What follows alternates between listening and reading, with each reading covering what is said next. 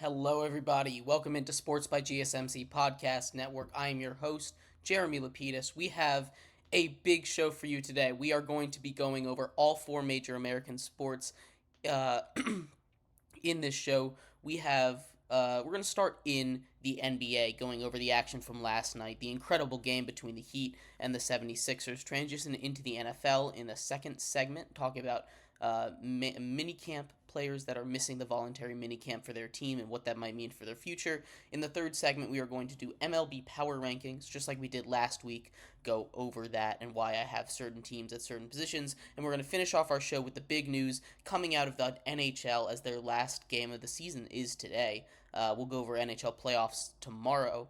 But today there's even bigger news, so we're going to go all over all of that in today's show. But before we get into it, remember that if you would like to be an even bigger part of the show than you already are, all you need to do is go to gsmcpodcast.net. Leave a tip or donation with a message in it. It'll scroll across the bottom of the screen there for you, me, and everybody else around the world to see. We appreciate anything that you do give, and we appreciate you guys for watching. Once again, you can control the show. All you need to do is go to gsmcpodcast.net, that link on the screen right now, and leave a tip or donation. But like I was saying, we have a lot to cover, so we're just going to jump right into it. We're going to start with the NBA, the games that took place yesterday. There were some intriguing storylines to come out of this as we set up for the final play-in matchups coming up tomorrow. And the playoffs starting right around the corner. The Eastern Conference play-ins were last night, and we're going to start off in the Heat 76ers game. An incredible game to watch. Two of the top teams in the East going head-to-head for the right to play the New York Knicks in the first round of the playoffs, going for that 7th seed. The Philadelphia 76ers are able to outlast the Miami Heat. They win by 1 point, 105 to 104. There was a little bit of iffy clock management down the stretch of the game from the Miami Heat, but it was still an incredible game to watch. The Sixers led by Joel Embiid, 23, 5, and 15. Nicholas Batum was huge for them down the stretch. He had 17 points in the second half, 6 of 10 from 3. He was making clutch shot after clutch shot after clutch shot. Tyler Hero paced the Heat in scoring, 25, 9, and 2. Near double-double, 9 assists, 25 points. He had a really huge game, very important, keeping the Heat in it, even when Bam Adebayo or Jimmy Butler were struggling a little bit. Not that they had bad games. Bam had a double-double, 12 points, 10 rebounds. Jimmy Butler had 19 points, 5 assists, 4 rebounds, 5 steals. But Jimmy Butler was injured at the end of the first quarter. He ended up finishing the game. He played 41 minutes in this game. About 30 of them were done on a sprained MCL. So he's going to be out for at least a couple weeks, which sets up for a really interesting scenario as they are going into play their next game against the Bulls tomorrow. Jimmy Butler, obviously the main star of that team, especially when it comes to playoff time. Everyone knows that Jimmy Butler can kind of send them into a little bit of a higher gear. Jimmy Butler has that ability to take control of a game and push them to their limits, push them past it. He got hurt in this game, and that is a tough blow for a Miami Heat team that made it to the title game last year in a very similar situation. Now they're going to have to go in a play and win an elimination game without Jimmy Butler. Granted, it is against the Bulls, and I do believe that they will be able to pull this out, even after the Bulls' performance last night, which we'll talk about in a second. It is against the Bulls, but once we get into a situation where they have to go and play against the Boston Celtics, assuming that they beat the Bulls, it is going to be near impossible for them to win that series without Jimmy Butler. And Jimmy Butler is going to be out for at least a couple weeks. So I don't know exactly what the timetable is, but we're not seeing Jimmy Butler for the first round of the playoffs. There's a chance he'll come back for the second. I don't see the Heat advancing without him. I think they could still give the Celtics a good series, but it's going to be a lot tougher to really go deep into that series without Jimmy Butler. And it's such a shame because it's so much fun to watch Jimmy Butler in the playoff. It feels like he saves up for these moments. He saves up to show up in the big time, show up in the and play big when he needs to. And we're not going to be able to see that this season. Not to say that this Heat squad can't do it. You know, we talked about the other contributors. Bam Adebayo, 12 and 10. He had a really, really solid game against a tough matchup in Joel Embiid. It's always tough when those two go against each other. You had Tyler Hero, clutch shooting from the outside. Jaime Jaquez had some really great contributions off the bench for the Heat. It was a really good team effort for them. Like I said, clock management near the end. They were down by 4 with about 10 seconds. They passed the ball a little bit too much and got the best shot they could, but it ended up taking too much time. And that's a situation where you just have to put up a semi-contested shot at that point. But this Heat team is gonna go and play a Bulls team that just absolutely dominated the Hawks. Kobe White goes for a career high 42 points, 15 of 21 shooting from the field. So incredibly efficient, almost 80% from the field, 80% from the field. Incredible efficiency from Kobe White in a monster game, nearly a triple-double, 42, 6, and 9. Outduels the Hawks. DeJounte Murray, who goes 36 and 7. Trae Young put up 22 points, 10 assists. The Bulls just were the hotter team.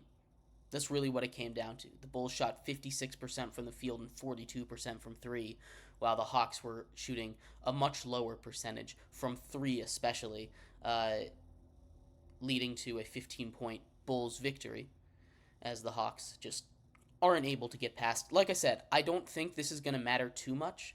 The Bulls are moving on to play the Heat on Friday. The Heat are without Jimmy Butler, but I think they'll be able to handle the Bulls just fine without him. The Heat are 13 and 9 this season without him.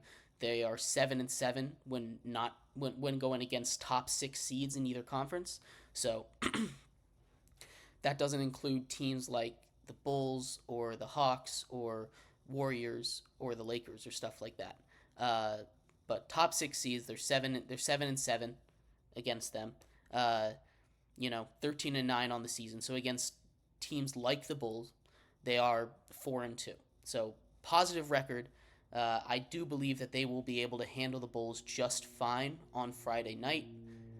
But again, going up against that stacked Celtics starting 5, that stacked Celtics roster, even though the Heat have been kind of a thorn in the side of the Celtics for quite some time, is going to be really, really tough without Jimmy Butler in the lineup to help them out.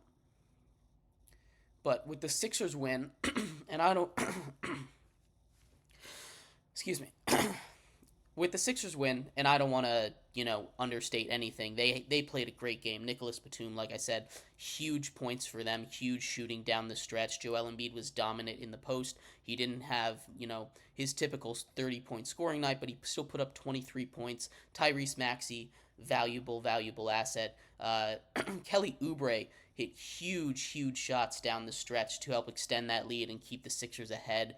Hit a huge clutch free throw to extend the lead to 2 possessions, which ultimately ended the game for the 76ers. And now they move, and they are the 7 seed, and they are playing the Julius Randle-less Knicks in the first round of the playoffs. So they're going to go to Madison Square Garden, and they're going to go play the Knicks for the first round. We go and we look at the season series. It isn't the greatest between these two teams when you're talking about a 76ers perspective. The Knicks are 3-1 this season when they play the 76ers. They're 1-0 with Embiid on the floor, but in that game they did have Julius Randle and OG Anunoby, who I think could play maybe the biggest factor in this series. The Knicks are 20-3 on the year when he plays and when he's healthy. And every sign that I've seen goes to him being ready to go 100%, no minutes restrictions or anything like that. Really what this comes down to is whoever can control the inside. And with, Joel Embiid down there being such a physical force and not having Julius Randle to battle him, it's going to be a lot harder for the Knicks. Now, I do think that the Knicks, with OG Anunoby, their defense is going to be able to at least extend this series for quite some time. I have this series going 7. like I was saying yesterday, I think whoever won that Heat 76ers game probably has, in my opinion, is the favorite to make it to the Eastern Conference Finals against the Celtics, most likely.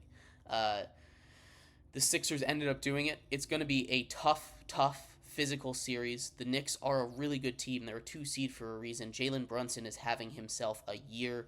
Like I said, you're getting OG Anunoby back. His defense, his shooting, it helped them to have one of the best defenses in the league when they were fully healthy. And the Knicks are a very scary team when they're fully healthy. But you get into the playoffs, you get a healthy Joel Embiid going against you, and you don't have that Julius Randle presence on the inside to go up against him and slow him down and make him pass it out to the shooters on the outside to let OG Anunoby and the rest of your company, rest of your team deal with the outside perimeter defense. It's going to be a lot tougher for the Knicks to win this series.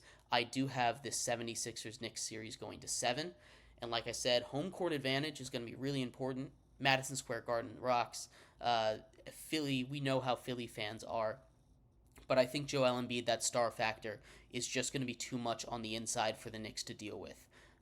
Now, the Knicks have a really, really, really good defense, especially with OG Anunoby. But losing Julius Randle in this matchup is probably the one guy that they need. Now, if the Heat had won this, I think, especially without Jimmy Butler, the Knicks end up winning the series. But the Heat don't end up winning.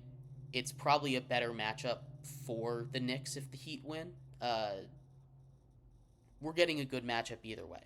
But I do think that at the end of the day, the 76ers just match up. Again, inside, they're going to dominate in the paint. I think that's the most important part of the series because both of these teams can shoot it.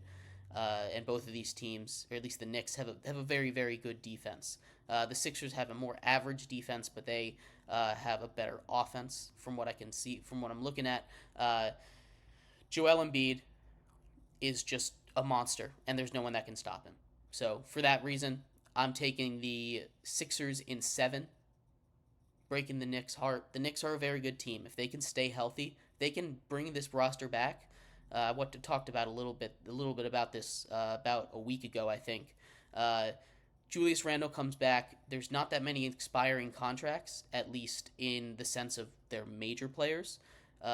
You run it back next year, you're healthy, they could be a serious threat out of the East. But that's besides the point. In our next segment coming up, we are going to transition out of the NBA, continue our tour around the 4 major American sports. We're going to go to the NFL. Voluntary minicamp started for a whole bunch of teams on Monday, and there's been some major players that did not show. We're going to talk about the implications of them not showing up, why they won't show up, and if it's going to help their goals or hurt them in the long run. So stick around for that. We'll be right back on Sports by GSMC Podcast Network.